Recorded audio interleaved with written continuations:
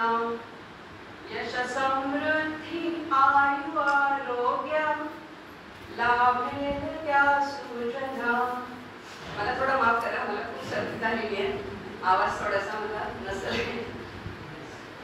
राजयोगातील करू आचरण गीतेचे सिद्धांत तरीच मानवी जीवन हे होईल सुरक्षित.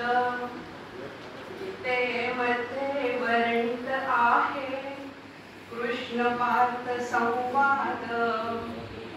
मनन चिंतन करिता याचे संपेल संपूर्ण वाद. पार्था समोर उभी राहिली अधर्मी कौरव सेना. पाहुणी त्यांच्यातील हीन भावना मनी दाटली करुणा. आप्त स्वकीय सगळे सोयरे उभेत शस्त्रबद्ध. शंख पुंगिले ढोल वाजले सुरू झाले रणकंद. मला वाटते योगेश्वरा मी हे युद्ध थांबवावे. कुशाल करोत राज कौरवते मी भिक्षाटनी जावे. श्रीकृष्ण वदे पार्था तून आता मागे परत फिरावे. एकवटूनी सर्व बळाने युद्धी तूच विजयी व्हावे.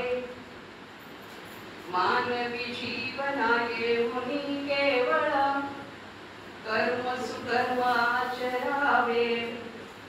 यश मिळोवा अपयश याचे भान तू ठेवावे. त्यागुणी असूई वर्तनास त्या सत्वगुणाचा करा अंगीकार. निर्मोही राहून जीवनीया शांती संयमाधर. करता करविता मीच एकला मीच स्वयंभू शक्ती. निमित्त मात्र सर्व जीव हे आहेच माझी गळसुत्री. हे पार्था मी दिव्य पुरुष मी परम तत्व आहे. मज विन कोणी करील काही हे अशक्य प्राय आहे. जडी सडी काशी भरुडी उरलो मी सावर जंगमात. दिव्य चक्षुने बघू मजकडे तू जे देवादिक अप्राप्त. विश्वरूप दाविले तुला मी तू एक निमित्त मात्र. अधर्मी कौरवा मीच संपविले तू हे चलत चित्र पाहिले. अर्जुने पाहिले श्रीकृष्णाचे ते दिव्य विश्वरूप. नतमस्तक होऊन वदला देवा तूच माय बाप. तू सांगशील तेच देवा मी आचरण करणार. युद्धभूमीवर सर्व शत्रूंना मी जर्जर पछाडणार.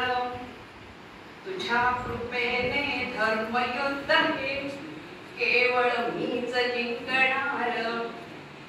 इहलोकी अन परलोकी मी अजिंक्य ठरणार. करिष्ये वचनं तव हे तुझे वचन देवा मला आवडले. माझे सारे माझे मी पण देवा तुझ्या पदी अर्पिले.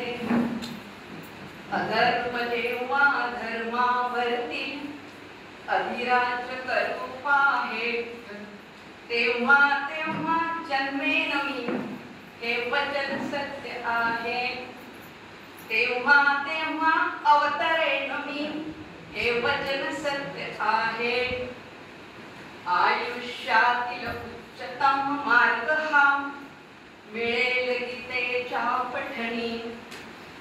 अध्यात्म तत्व प्रणाली ही ठरेल आद्य मूलभूमी. 700 ओव्यांची गुंफण ही 18 अध्याय सार. स्वधर्मी रत होताच मिळतो योग्य सुयोग्य आधार. जय श्री कृष्ण.